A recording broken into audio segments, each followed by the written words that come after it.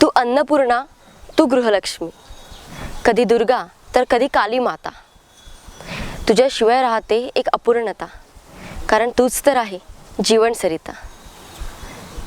अशाच काहीशा व्यक्तिमत्व असणाऱ्या कृतिका वरणगावकर आज आपल्यासोबत आहेत आणि त्यांच्याकडून आपण स्त्री महत्त्व, स्त्रीत्व आज जाणून घेण्याचा प्रयत्न करूयात. त्यांच्या नजरेतून स्त्रीचं महत्त्व काय हे आपण जाणून घेणार आहोत. नमस्कार, मी श्रुतिका गावंडे. आपण पाहत आहात विदर्भ न्यूज 365 महिला विशेष या कार्यक्रमामध्ये तुमचं स्वागत आहे. आज आपल्यासोबत आहे कृतिका सिद्धेश्वर वरणगावकर, ज्यांनी माहूर शहरामध्ये पहिली आचार्य पदवी मिळवण्याचा बहुमान प्राप्त केला आहे. ताई, तुमचं या कार्यक्रमामध्ये स्वागत आहे. धन्यवाद. आणि सर्वप्रथम प्रेक्षकांना हे सांगा की तुम्ही जी ही आचार्य पदवी मिळवली आहे ही कोणत्या विषयात मिळवली? माझा विषय मराठी लिटरेचर आहे. मला पहिल्यापासूनच त्या विषयामध्ये आवड होती आणि माझा PhDचा जो विषय आहे तो दुर्गाबाई भागवत यांच्या ललित गद्याचा वाङ्मयीन, सांस्कृतिक आणि पर्यावरणीय अभ्यास असा माझा PhDचा विषय आहे. हा जो तुम्ही विषय निवडला यामागचं नेमकं काय कारण होतं? मी MA ला अभ्यास करत असताना मी लोकसाहित्याची विद्यार्थिनी आहे आणि लोकसाहित्याचा अभ्यास करत असताना दुर्गाबाई भागवत ह्या अतिशय महत्त्वाच्याच ठरतात, कारण की त्यांचं लोकसाहित्यामधलं लिखाण भरपूर आहे.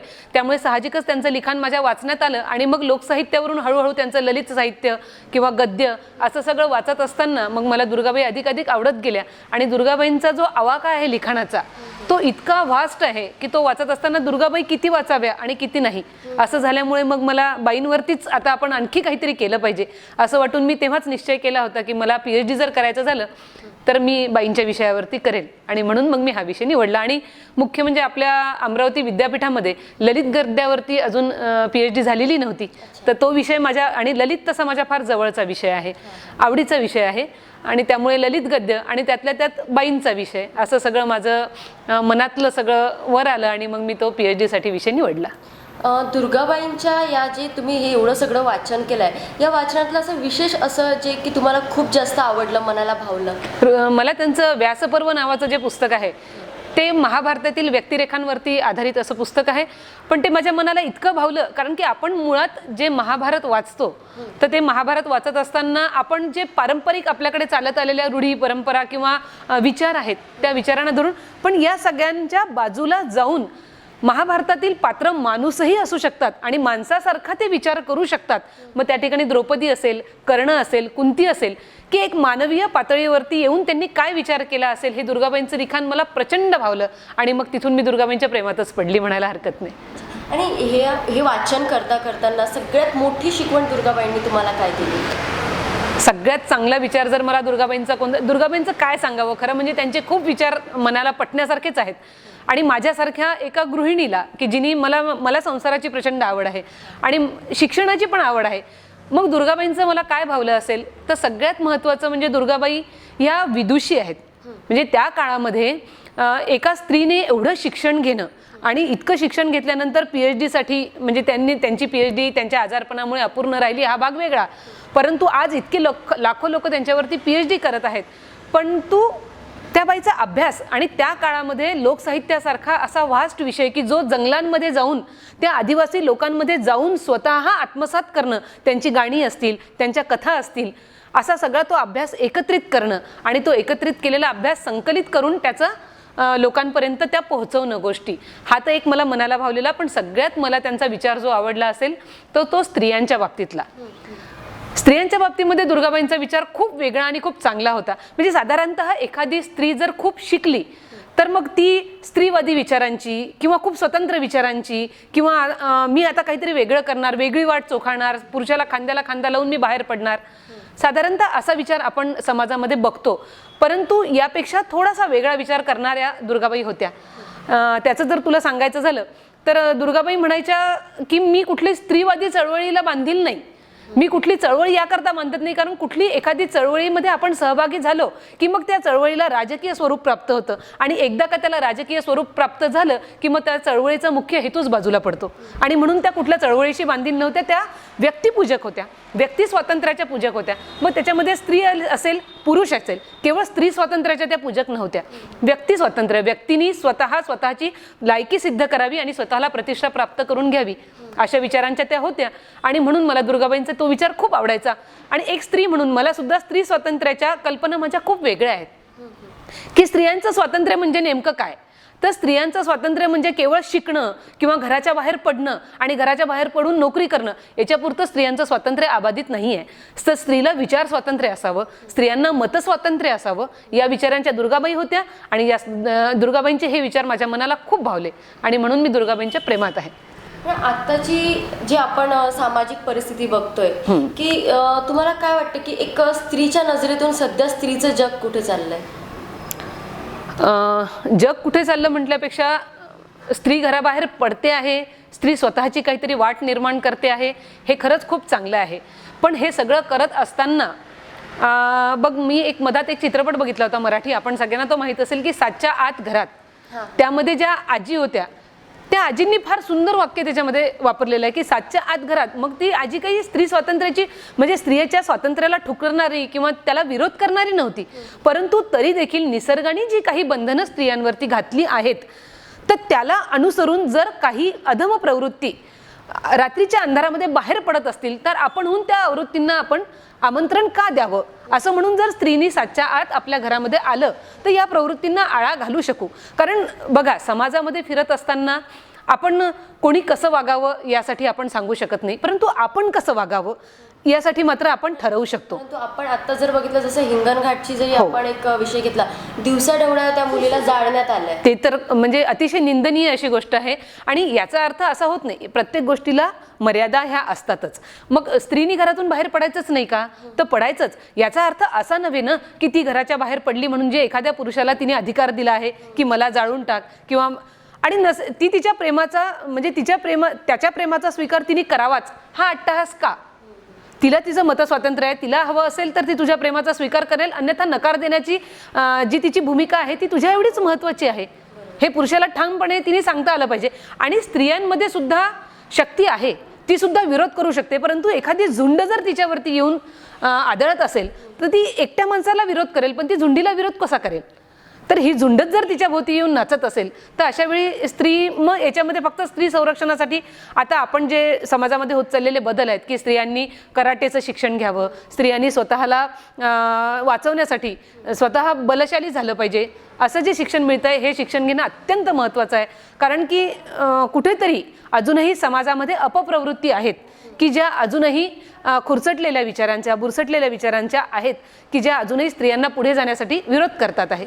आणि ह्याच अपप्रवृत्ती मग अशा ठिकाणी बाहेर पडताना आपल्याला दिसून येतात. आपण पाहतोय की नुसतंच म्हणजे लहान अगदी महिन्यांच्या मुलीपासून बरोबर आहे, अगदी बरोबर, म्हाताऱ्या बाईपर्यंत आता बलात्कार होत आहेत. अगदी बरोबर. ही जी प्रवृत्ती आहे याबद्दल तुम्ही काय सांगाल? याला आपण आळा घालू शकतो?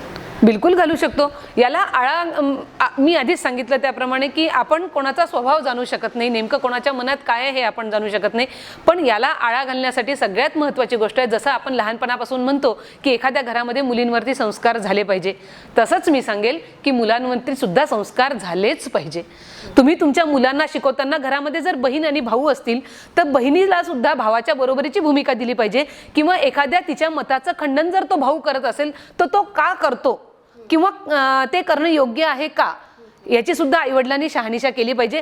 तो म्हणतो ना मग ते बरोबर आहे, ही आईवडिलांची सुद्धा भूमिका चुकीची आहे. जर मुलगी बरोबर असेल तर मुलाला सुद्धा ठामपणे आईवडिलांनी बजावलं पाहिजे की नाही, ही भूमिका तिची बरोबर आहे, तिची बाजू घेतली. आणि लहानपणापासून जर त्याच्यावरती स्त्रियांचा आदर करण्याची, स्त्रियांवरती प्रेम करण्याची, बहिणीवरती प्रेम करण्याची किंवा स्त्रियांकडे बघण्याचा एक दृष्टिकोन जर आईवडिलांनी मुलांना दिला लहानपणापासून, तर मला असं वाटतं की साहजिकच त्यांच्यावरती त्याचा परिणाम होऊ शकेल. आणि थोडंसं कुठेतरी एक वळण लावण्याचा जो प्रयत्न आहे तो वळण, आता बघा सध्या जे सगळं आधुनिक युग आहे, या आधुनिक युगामध्ये मुलांना बहकवण्याचे खूप गोष्टी आपण बघतो. त्याच्यामध्ये इंटरनेट असेल किंवा टी व्हीवरचे वेगवेगळ्या सिरियल्स असतील, हे सगळं इतकं मोठ्या प्रमाणामध्ये मुलांवरती प्रभाव टाकून जात आहे.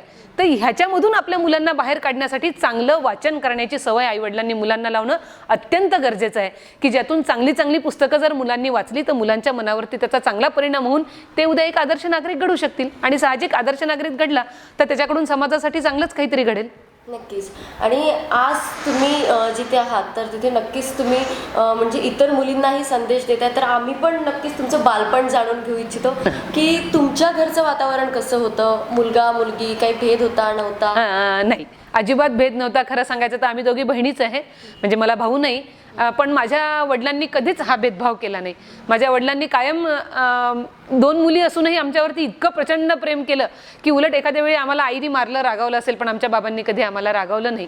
आणि कधी काही करायचं असलं तर समजा आता एखाद्या सहलीला जायचं असेल किंवा मी विद्यार्थी परिषदेचं काम करत असताना परिषदेच्या एखाद्या अधिवेशनाला जायचं असेल तर आईचा तरी त्या गोष्टीला थोडासा विरोध असायचा की आता तू मोठी झाली, कशाला बाहेर जायचं वगैरे. पण बाबांनी मात्र या गोष्टीला कधीच विरोध केला नाही. तिच्यावरती आपला विश्वास आहे आणि ती तिथे जाईल तर अधिक समृद्ध होईल या याने मला प्रत्येक ठिकाणी त्यांनी प्रत्येक स्पर्धांमध्ये भाग घेऊन मला घेऊ दिलं, बाहेर पडू दिलं आणि चांगल्या शिक्षणाची संधी उपलब्ध करून दिली. त्यामुळे मला कधी असं या गोष्टींची गरज पडलीच नाही. जेव्हा तुमची कॉलेज लाईफ सुरू झाली तेव्हाचा काय एक अनुभव होता? कॉलेज लाईफ माझं फार मस्त होतं. एक तर माझे जे प्राचार्य होते आदरणीय बाळासाहेब दीक्षित यांचा माझ्यावरती खूप जास्त प्रभाव आहे. ते मराठी लिटरेचर शिकवायचे आणि मला इथे सांगायला आनंद वाटेल की माझे हे सर इतके चांगले मराठी शिकवायचे, इतका चांगला रंगून विषय शिकवायचे की सायन्सचे किंवा इतरही जे काही विद्यार्थी होते कॉलेजमधले, इव्हन आमच्याच कॉलेजमधले नाही, आमच्या कॉलेजमधले ते यायचे, पण आमच्या कॉलेजशिवाय बाहेरच्या कॉलेजचे विद्यार्थी त्यांच्या तासाची वाट बघायचे आणि त्यांच्या तासाला वर्गामध्ये येऊन बसायचे. आज आपण बघतो मराठीचं चित्र की आज मराठीच्या तासाला विद्यार्थी क्लासमध्ये नसतात, परंतु आमच्या काळी ही गोष्ट खूप वेगळी होती की सरांच्या तासाला विद्यार्थी बाजूबाजूच्या कॉलेजमधनं येऊन बसायचे. इतकं सुंदर ते मराठी शिकवायचे आणि मला मराठीची गोडी कदाचित सरांमुळेच लागली असं म्हणायला हरकत नाही. सर जर आता पाहत असेल तर त्यांना नक्की आवडेल. मला खूप छान वाटेल की बाळासाहेबांना म्हणजे ते आदर्शच आहेत आमच्या समोरचे. आणि आम्ही कॉलेजमध्ये असताना जो धिंगाणा घातला आहे, म्हणजे आम्ही अनेक स्पर्धांमधून, आणि तो काळ होता माझा 90-91चा काळ आहे कॉलेजमध्ये जाण्याचा. म्हणजे 89ला मी मॅट्रिक झाली आणि 90पासून जेव्हा कॉलेजमध्ये आली तशी मी अनेक स्पर्धांमधून भाग घेत गेली. आणि पहिल्यापासून वक्तृत्व, वादविवाद हे आवडीचे विषय असल्यामुळे. पण तेव्हा आम्ही चिखलीसारख्या एका लहान गावामध्ये असताना मुलं मुली एकमेकांशी बोलत नसत किंवा मुली फारशा घरातून बाहेर पडत नसत. पण त्या काळी मी स्पर्धांमधून भाग घ्यायची तर मला अजूनही आठवतं की जवळजवळ 20-20, 22-22 मुलं आणि मी एकटी अशी त्या स्पर्धेमध्ये असायची. आणि मग वादविवादाला माझ्या विरोधात बोलणारी जी मुलं असायची, म्हणजे मी अनुकूल बाजूने असेल तर प्रतिकूल बाजूने बोलणारी जी मुलं असायची ती माझ्यावरती अक्षरशः माझ्या विचारांवरती तुटून पडायची. परंतु एवढं असतानाही अनेक बक्षिसं मी कॉलेजसाठी मिळवलेली आहेत आणि माझ्या सरांना माझा याचा नेहमी अभिमान असायचा. आणि मी विद्यापीठ स्तरापर्यंत वक्तृत्व स्पर्धा, वादविवाद स्पर्धेमध्ये बक्षिसं मिळवलेली आहेत आणि अनेक स्पर्धांमधून भाग घेतले, निवडणुका लढवल्या, धमाल केली. थोडक्यात म्हणजे अभ्यास सोडून बाकी सगळं केलं. पण आता अभ्यास करायची पाळी माझ्यावरती येते. आणि खरं सांगायचं म्हणजे एखाद्या स्त्रीच्या आयुष्यातला किंवा मुलीच्या आयुष्यातला सगळ्यात मोठा जो एक टर्निंग पॉईंट असतो तो म्हणजे लग्न असतं. असं म्हणतात की लग्न म्हणजे त्या मुलीचा दुसरा जन्म असतो, एक दुसरं घर तिला मिळते ना. तर ते सगळं कसं काय जमवून घेता आलं आणि कसं ठरवलं की लग्न करायचंय आता, कुणाशी करायचंय? नाही, असं ठरवलं वगैरे काही नाही. म्हणजे बाबा आणि माझे सासरे हे दोघं जण मित्र होते चांगले आणि ते भेटले असताना दोघांमध्ये विषय झाला की आपल्याला मुलांचं लग्न करायचं आहे. आणि मग तिथे असा विषय झाला की माझा मुलगा आहे, तुझी मुलगी आहे, तर काय हरकत आहे, आपण जर आपल्यामध्येच हे बघितलं तर हरकत नाही, आपण मुलांना दाखवून बघू. आणि मग ती गोष्ट पुढे गेली आणि आमच्या दोघांचं लग्न झालं. अरेंज मॅरेज आहे आमचं. आणि घरामध्ये वातावरण एकदम चांगलं होतं. माझे सासरे पण व्यक्तिपूजक होते आणि स्वातंत्र्याचे हे होते, त्यामुळे माझ्या सासऱ्यांनी कधीच अडवलं नाही कुठल्या गोष्टीसाठी. आम्हाला प्रत्येक गोष्टीसाठी म्हणजे महिला मंडळातून तू प्रत्येक स्पर्धेमध्ये भाग घे, घरातले कामं 2 बाजूला राहू दे, मुलांकडे आम्ही बघतो, तू पहिले त्याच्यामध्ये भाग घे, स्पर्धेत उतर, तू काहीतरी कर. म्हणजे मला आठवतं मी खामगावच्या महिला मंडळामध्ये सहभागी असताना आम्ही गीत रामायणाचा कार्यक्रम बसवला होता. तर गीत रामायण नृत्य नाटिका असं बसवलं होतं. म्हणजे गाणं न म्हणता सुधीर फडकेंच्याच गाण्यावरती नाटिका सादर केली आम्ही त्या ठिकाणी. तर असं तो गीत रामायणाचा कार्यक्रम मी बसवला होता आणि माझ्या सासऱ्यांनी त्याला मला एवढी मदत केली की अगदी कपडे आणून देण्यापासून, म्हणजे ते जे काय त्या ठिकाणी लागणार होते आम्हाला, कपडे दागिने असं सगळं आणून देण्यापासून माझ्या सासऱ्यांनी त्याला मला मदत केली. आणि म्हणजे घरामध्ये असं वातावरण कधीच नव्हतं की तू काही करू नको, उलट कर, याला प्रोत्साहन प्रत्येक वेळेस मिळत गेलं. आणि म्हणूनच आज लग्नानंतर माझं MA, BEd, MPhil आणि आता PhD हे सगळं माझं लग्नानंतर झालेलं. आणि लग्नाआधी काही अशा कमिटमेंट्स किंवा अटी वगैरे ठेवण्यात आल्या होत्या? अजिबात नाही. की मला पुढे शिकू द्याल हां नाही म्हणजे खरं सांगू का, वय वर्ष 23 होतं आणि फार काही म्हणजे असंही काही अटी करून घ्याव्या लागतात किंवा असं काहीतरी बोललं पाहिजे इतका विचार कधी मनात आलाच नाही. अरेंज मॅरेज आहे, आईबाबांनी ठरवलं आहे, या मुलाशी ठरवलं आहे आणि लग्न करायचं आहे, बस इतपत. आणि तसंच थोडंसं नातं होतं, त्यामुळे पूर्वी थोडंसं सगळेजण एकमेकांना जाणून होते, माहितीतलं घर होतं, सगळं चांगले आहे ते माहिती होते, त्यामुळे अपेक्षा घेऊन अशी काही आलेलीच नव्हती की असं काही झालं पाहिजे. आणि मुख्य म्हणजे ज्या अपेक्षा होत्या त्या अपेक्षांना कधी मुरड घालायचं कामच पडलं नाही. त्यामुळे तरी आता आपण काही घरांमध्ये बघतो की काही स्त्रियांच्या शिक्षणावर लग्नानंतर पाबंदी असते किंवा तुला नोकरी सोडावी लागेल, तर त्याबद्दल तुम्ही काय सांगाल? नाही, योग्य आहे? अजिबात नाही, हे तर व्हायलाच नको. आणि होत असेल असं जर मला असं वाटतं की त्या स्त्रीने त्या ठिकाणी आपली भूमिका ठामपणे मांडली पाहिजे. कारण स्त्री ही अष्टावधानी असते. असं काही नाही, घरातल्या लोकांना जे वाटतं ना की स्त्री जर नोकरीसाठी घराबाहेर पडली तर तिचं घराकडे दुर्लक्ष होईल, पण मला वाटते मुळात अष्टभुजेचंच रूप स्त्री आहे. कारण की ती एकाच वेळी कितीतरी पातळ्यांवरती लढत असते. ती एकाच वेळी मुलाचा डबा भरते, एकाच वेळी ती नवऱ्याच्या ऑफिसची पण तयारी करून ठेवत असते आणि त्याच वेळी बरोबरीने ती आपल्या नोकरीवर जाण्याची पण तयारी करत असते आणि त्याच्या आतमध्ये सगळं नियोजन करून ती आपल्या घराची जबाबदारी सांभाळत असते. त्यामुळे मला असं वाटतं की घरातल्या लोकांनी ही भूमिका तर अजिबातच घेऊ नये की स्त्रियांनी घराच्या बाहेर पडायला नको. उलट आणि तिचा सहभाग घरातल्या आपल्या म्हणजे घर वरती आणण्यासाठी, घराला हातभार लावण्यासाठी तिचा तो उपयोग होतोच आपल्याला. आणि ती घर सांभाळून जर ते करत असेल तर मला वाटते घरातल्या लोकांनी याच्यामध्ये अडकाठी आणूच नाही. आणि अनेक स्त्रियांना आपण बघतो की अशाही समस्या आहेत की लग्नानंतर हुंडा मागितला जातो, बरोबर आहे, किंवा छळल्या जाते, किंवा इतर काही कारणाने हुंडा सोडून मारपीट केल्या जाते नवऱ्याकडून असो काही. तर हा जो एक प्रकारचा अत्याचार आहे हा स्त्रियांनी सहन करायला पाहिजे, यावर आवाज उठवायला पाहिजे? आवाजच उठवायला पाहिजे, सहन करण्याचा प्रश्नच येत नाही. कारण की अन्याय करणारा जेवढा दोषी असतो तेवढाच अन्याय सहन करणारा पण दोषी आहे. त्यामुळे अन्याय तर सहन करूच नये, अजिबात नाही. अन्यायाला वाचा फोडल्याच गेली पाहिजे. हां, तुमच्यावर अतोनात अन्याय होतोय, तुमच्या अधिकाराला बाधा येते, तिथे स्त्रियांनी निश्चितच आवाज उठवला पाहिजे, आवाज उठवायलाच पाहिजे. आणि तुमचं एकंदरीत कसा दिवस सुरू होतो, काय धावपळ असते घरात? धावपळ म्हटल्यापेक्षा सध्या तर मिस्टर तहसीलदार आहेत, त्यामुळे ते दिवसभर बिझी असतात.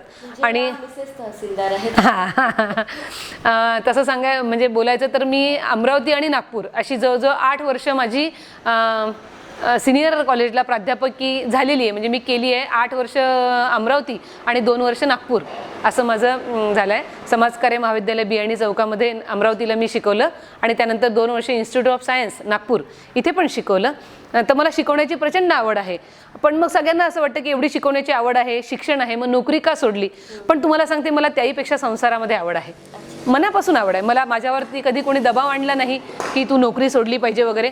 पण मला असं वाटायचं की नवऱ्याची नोकरी अशी आहे की त्याची धावपळ असते, तो इतर ठिकाणी फिरतो आणि मी दुसऱ्या ठिकाणी, आता आणि मुलगा 12वी नंतर आणखी 3ऱ्या ठिकाणी शिकायला जाणार. मग तिघांनी 3 दिशांना जायचं, पण मग शेवटी आपल्या जीवनाचं म्हणजे आनंद कशात आहे? मग तो आनंद मी यामध्ये शोधला की नाही, आता नवऱ्यासोबत राहून दोघांनी सोबत सहजीवन घालवण्यामध्ये आनंद आहे. आणि हा विचार करून मग गेल्या 2 वर्षापासून मी साहेबांसोबत इथे आलेली आहे. आणि आज आपण जे तुमचा हे सुरू आहे तो एक स्त्री विशेष म्हणून आहे, तर तुम्ही स्त्रीला एक काय संदेश देणार? स्त्रियांना मी हा संदेश देईल की म्हणजे जे स्वामी विवेकानंदांनी सांगितलं आहे की मला तो स्वामी विवेकानंदांचा एक मी माझ्या मनावरती करून घेतलेला मंत्र आहे की उत्तिष्ठत जाग्रत प्राप्य वरांनी बोधत. उठा, जागे व्हा आणि आपले ध्येय साध्य होईपर्यंत थांबू नका. तर स्त्रियांना माझं हेच म्हणणं आहे की काहीतरी ध्येय ठेवा आयुष्यामध्ये. कारण चूल मूल ही तर स्त्रीची जबाबदारी आहे आणि ती सोडू नये या मताची पण मी आहे की ते मुलांवरती एक आई जेवढे चांगले संस्कार करू शकते ना, तेवढे मला असं वाटतच नाही की आणखी कोणी संस्कार करू शकत असेल. तेव्हा तिने तिच्या अष्टावधानी वृत्तीतून सगळ्या जबाबदाऱ्या जरूर सांभाळाव्या, पण एक आई म्हणून तिची जी जबाबदारी आहे ती तिने अतिशय उत्कृष्टपणे जर सांभाळली तर तिला भविष्याची अजिबात काळजी राहणार नाही. त्यामुळे तिने सगळ्यात सुरुवातीला हा मंत्र जोपासायला हवा की आपण पण हे सगळं करत असताना आपल्याला निश्चित काय करायचं आहे. मग हे करायचं आहे म्हणजे नोकरीच करायची आहे, पैसाच कमवायचा आहे हा उद्देश असणार नाही. तुला संगीताची आवड आहे, तू संगीत जोपास. तुला कलेची आवड आहे, तू शिवणकला जोपास, पण कुठली तरी एक अशी गोष्ट तुझ्यासाठी म्हणून राखून असू दे की ज्याच्यामधून तुला स्वतःला काही आनंद मिळणार आहे. कारण एका विशिष्ट वेळेनंतर तुझी मुलं नोकरीला लागल्यानंतर, मोठी झाल्यानंतर तुला स्वतःला असं काहीतरी आनंद देणारं शोधावं लागेल की ज्यातून तुझा वेळ तर जाईलच, पण त्या वेळेचा तुला आनंद उपभोगता येईल. म्हणून प्रत्येक स्त्रीला माझं सांगणं आहे की तुझं ध्येय गाठण्यासाठी तू जरूर प्रयत्न कर. आणि तुमचा आनंद वाचनात आहे हे आमच्या प्रचंड. लक्षात येतच आहे. मात्र वाचनाव्यतिरिक्त अजून काय छंद आहेत? मला संगीताची प्रचंड आवड आहे आणि मला सांगायला आवडेल तुम्हा सगळ्यांसमोर की मी संगीत आणि तबला या दोन्ही विषयांमध्ये मध्यमा पूर्ण झालं आहे माझं. आणि नंतर लग्नानंतर मूल आणि नंतर माझं हे शिक्षण या सगळ्या याच्यामध्ये संगीत कुठेतरी थांबलं आहे. पण आता माझी खूप इच्छा आहे की आता हे PhDचं एकदा कार्य पूर्ण झालं की मला संगीताकडे वळायचं आहे आणि माझा तबला आणि संगीत मला पूर्ण करायचं आहे. मला संगीताची प्रचंड आवड आहे. गाणं ऐकण्याची आवड आहे, गाणं म्हणण्याची आवड आहे, परंतु आवाज मला तेवढासा नसावा असं मला वाटतं. त्यामुळे मग मी थोडी तबल्याकडे वळली आणि मग तबला सुरुवात केली शिकायला. वाचन करत असताना कोणकोणते लेखक जास्त आवडतात, त्यांचं वाचन करायला जास्त आवडतं? मला कानडियन लेखक आहेत SL भैरप्पा. तर भैरप्पांचे अनुवादित काही कादंबऱ्या आहेत, उमा कुलकर्णींनी ते अनुवादित केलेलं आहे. मला SL भैरप्पांचं लिखाण अतिशय आवडतं. त्यांनी सुद्धा अगदी मानवीय पातळीवरती उतरून लिखाण केलेलं आहे. त्यामुळे भैरप्पा माझे अतिशय आवडते लेखक आहे. दुर्गाबाई भागवत आहेत, इरावती कर्वे आहे आणि नरहर कुरुंदकर देखील मला खूप आवडता लेखक आहे माझा. आपल्या नांदेडचे आहेत आणि फार सुंदर लिखाण या सगळ्या लोकांनी केलेलं आहे. आवडते लेखक भरपूर आहे, पण हे 4-5 असे वाखाणण्याजोगे की ज्यांचं मला लिखाण विशेष करून आवडतं. अच्छा. आणि आजच्या या स्त्री विशेष कार्यक्रमामध्ये तुम्ही पुरुषांना असा कोणता विशेष सल्ला किंवा एक विनंती म्हणू शकतो आपण, किंवा एक कोणता विचार तुम्ही त्यांना देऊ इच्छिता? अच्छा. सगळ्या माझ्या बांधवांना मी फक्त एकच विनंती म्हटल्यापेक्षा एक तुमची सोबतची मैत्रीण म्हणून म्हणा किंवा एक मी सांगेन असं सगळ्या मुलांना किंवा पुरुषांना उद्देशून की स्त्रियांकडे बघण्याचा दृष्टिकोन कृपया बदला. आपण बघत असताना आपल्या घरामध्ये आई असते, आपल्या घरामध्ये बहीण असते, आपली तिच्याशी असतानाची जी वागणूक असते तिथं आपण चांगली असते. म्हणजे आपण आपल्या बहिणीला काही झालं तर आपल्याला वाईट वाटतं, आईला काही झालं तर वाईट वाटतं, पण तेवढ्याच याने आपण जेव्हा घराच्या बाहेर पडतो तेव्हा मात्र आपण तेवढ्या जबाबदारीने वागत नाही. तर सगळ्या बांधवांकडनं मला ही अपेक्षा आहे की आपण घरात ज्या जबाबदारीने वागतो त्याच जबाबदारीने समाजामध्ये वावरत असताना वावरावं. आणि इतकंच नाही, म्हणजे तुमच्याकडून एखादी आगळीक किंवा चूक होत नसेल कदाचित, परंतु तुमच्या आजूबाजूला जर एखादं काही वाईट कृत्य घडताना दिसते आहे किंवा यातून पुढे काहीतरी आता अघटित घडणार आहे याची सूचना जेव्हा तुम्हाला जाणवते त्यावेळी कृपया सावध व्हा आणि आपल्या आया बहिणींना सुद्धा सावध करा आणि त्यांच्या संरक्षणाची जबाबदारी कृपया घ्या अशी मी बांधवांना विनंती करेन. नक्कीच. म्हणजे एकंदरीत स्त्रीनेही तिच्या सावधगिरीची जबाबदारी घ्यायला पाहिजे आणि त्याचप्रमाणे पुरुषांनीही ती तेवढीच घ्यायला पाहिजे. जशा आपल्या आई बहिणीची आपण काळजी घेतो, बरोबर आहे, परक्या स्त्रीची काळजी जर आपण घेतली तर नक्कीच जे काही समाजात आज स्त्रीवर अत्याचार अन्याय होत आहे याला कुठेतरी आळा घातला जाईल. ताई, तुमच्या बोलण्यामधून आपण बघितलं की तुम्हाला असं वाटतं की स्त्री ही एक अष्टावधान असते. तर अष्टावधान म्हणजे नेमके काय ते अष्टपैलू असते तिचे? अष्टावधानी स्त्री म्हणजे एकाच वेळी तिचं अनेक पातळ्यांवरती लक्ष असणं. म्हणजे बघा, ती मी मगाशी सांगितल्याप्रमाणे ती एकाच वेळी मुलांचं संगोपन करत असते, एकाच वेळी आपल्यापेक्षा थोड्याशा पुरुषी स्वभावाकडे झुकलेल्या किंवा ज्याच्यामध्ये पुरुषत्वचा थोडासा अहंकार असणाऱ्या आपल्या नवऱ्याला सुद्धा तेवढीच जपत असते आणि त्याच्याचबरोबर वृद्धत्वाकडे झुकलेल्या आपल्या सासू सासऱ्यांची देखील तेवढीच काळजी घेत असते. तर हे सगळे करत असताना प्रत्येक वेळी तिला त्यांच्या स्वभावाची या वेळेला काय प्रतिक्रिया असणार आहे याचं अवधान ठेवून घरामध्ये ती वावरत असते. की आता मुलाची वेळ झाली म्हणजे हा या वेळेला कसा वागणार आहे, आता नवऱ्याच्या ऑफिसची वेळ झाली म्हणजे त्या वेळेला तो आता कसा वागणार आहे, किंवा सासूसासऱ्यांच्या गोळ्यांची वेळ आहे किंवा जेवणाची वेळ आहे तर आता या वेळेला यांची वागणूक काय असणार आहे. तर त्याचे परिणाम जाणून घेऊन आता पुढे काय घडेल याचे परिणाम जाणून घेऊन ती आधीच त्याची कृती हे करते की पुढे याला जाऊन काहीतरी गालबोट लागायला नको. तर हे अवधान जे आहे तिचं आणि हेच अवधान तिचं समाजामध्ये वावरत असताना देखील आपल्याला दिसून येते. समाजामध्ये वावरताना देखील बघा, ती खूप विचारपूर्वक समाजामध्ये वावरत असते. तिला कुठे जायचं आहे, काय करायचं आहे, काय बोलायचं आहे, कशा पद्धतीने ती त्या ठिकाणी रिॲक्ट होणार आहे याचा सगळा जी तो विचार करते याला मला असं वाटतं. आणि म्हणून तुम्ही बघाल, पुरुष कधी पण एखादं जर तुम्ही पुरुषाकडे काम सोपवलं तर माझ्या लक्षात येतं की पुरुष तेवढंच एक काम करतो. म्हणजे मी आता माझ्या नवऱ्याचं बघते की त्यांनी जर एखाद्या वेळेस आपण म्हटलं की आजच्या दिवस तू हाताने चहा करून घे, तर तो जेव्हा चहा करतो तेव्हा तो फक्त त्या चहाकडेच तो उकळेपर्यंत असा लक्ष देत उकळेपर्यंत तिथे उभं राहील. पण मी लक्षात घेते की मी जेव्हा चहा ठेवते तेव्हा त्या उकळेपर्यंत, त्या चहाच्या उकळी येईपर्यंत मी आणखी काय 2 कामं उरकू शकते. तर मला वाटतं हे म्हणजे अष्टावधान. आणि म्हणून मी आता माहूरसारख्या ठिकाणी आपण आहोत, देवीचं ठाणं आहे हे, या ठिकाणी स्त्रीला मी नेहमी अष्टभुजा संबोधत असते, कारण ती एकाच वेळी 10 कामांना हात घालते है ना. जसं मी आणि इथल्या स्त्रियांना मी नेहमी सांगताना हे सांगत असते की तुम्ही एकाच वेळी मुलाचा डब्बा भरता, एकाच वेळी ऑफिसला जाण्याची नवऱ्याची तयारी करता, सासू सासऱ्यांच्या नाश्त्याची व्यवस्था बघता, मग एकाच वेळी तुम्हाला प्रत्येकाच्या पथ्य पाणी याची सगळ्याची लक्षात ठेवून तशी त्याची व्यवस्था करणं, तर हे म्हणजे तुमचं अष्टभुजेचं रूप आहे. म्हणजे तुम्ही स्वतःमध्येच तुमच्या देवी रूपाला शोधा है ना. तर अशी मी म्हणजे महिलांना सांगत असते की हे असं अष्टभुजेचं रूप. अष्टभुजा म्हणजे प्रत्यक्षात तिला 8 हात आहे आणि त्याच्यामध्ये तिने 8 आयुधं धरली आहेत आणि ती काहीतरी जीभ काढून बाहेर उभी आहे.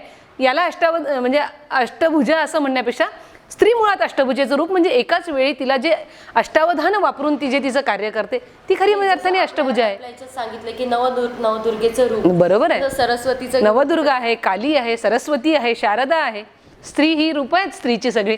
आणि तुम्ही बघाल तर कुठल्याही म्हणजे आपल्या भारतीय अध्यात्मामध्ये स्त्रीला इतकं सुंदर रूप दिलं की कुठल्याही क्षेत्र घ्याल तर त्याची आराध्य देवता ही स्त्री आहे. म्हणजे विद्येची आराध्य देवता सरस्वती आहे है ना, संगीताची आराध्य देवता मा शारदा आहे. असं जर आपण बघत गेलो किंवा काली माता आहे जिने मर्दन केलं आहे. म्हणजे कुठल्याही याच्या क्षेत्रामधलं आपण घेतलं, अष्टभुजा देवी असेल, आता माहूरची रेणुका माता आहे, अशा प्रत्येक ठिकाणी आपण. आणि स्त्री आहे, त्याग, सहनशीलता या सगळ्याचं प्रतीक ही स्त्री आहे.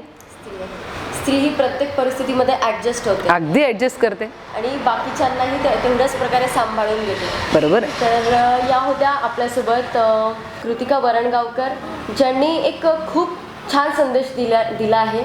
आणि सगळ्यात मला असं वाटतं की तुमचा जो कौल होता तो स्त्रीनी स्त्रीत्व जपायला पाहिजे. येस, बिलकुल बिलकुल यावर जास्त होता. स्त्रियांनी स्त्रियांचं म्हणजे स्त्रियांसारखं वागून देखील स्त्री स्वतंत्र असू शकते याची मी पुरस्कर्ती आहे. म्हणजे स्त्रीला स्वतःचं स्वातंत्र्य मिळवण्यासाठी पुरुषासारखं वागणं एवढं काही गरजेचं अजिबात गरजेचं नाही, अजिबात गरजेचं नाही. स्त्रीसारखी वागून किंवा स्त्री स्वतःच्या भूमिका पार पाडून देखील स्वतःचं स्वातंत्र्य अबाधित राहू शकते. तिच्यामध्ये तेवढी ताकद निश्चित आहे. मी तर म्हणते पुरुषाच्या खांद्याला खांदा लावून असं का म्हणता तुम्ही, खरं म्हणजे पुरुषाच्या पुढे जाण्याची क्षमता स्त्रीमध्ये आहे. आणि आहे हे स्त्रियांनी वेळोवेळी सिद्ध केलेलं आहे की ती प्रत्येक वेळी पुरुषाच्या वरचढच ठरलेली आहे. मग तुम्ही त्यांच्याबरोबर येण्याचा अट्टहास का करता, हा माझा प्रश्न असतो प्रत्येक वेळी स्त्रियांना. नक्कीच. तर कृतिकाताईंशी बोलण्यात नक्कीच स्त्रियांना अनेक मार्गदर्शन लाभलं असेल आणि पुरुषांनाही ते नक्कीच आवडलं असेल. तर थँक्यू सो मच ताई, धन्यवाद. टाइम दिला आणि तुमचं स्त्रीबद्दलचं स्त्री महत्त्व तुम्ही आमच्या प्रेक्षकांना आज दाखवलं. थँक्यू. धन्यवाद. तुमच्या चॅनलचेही मनपूर्वक आभार व्यक्त करते आणि थांबते.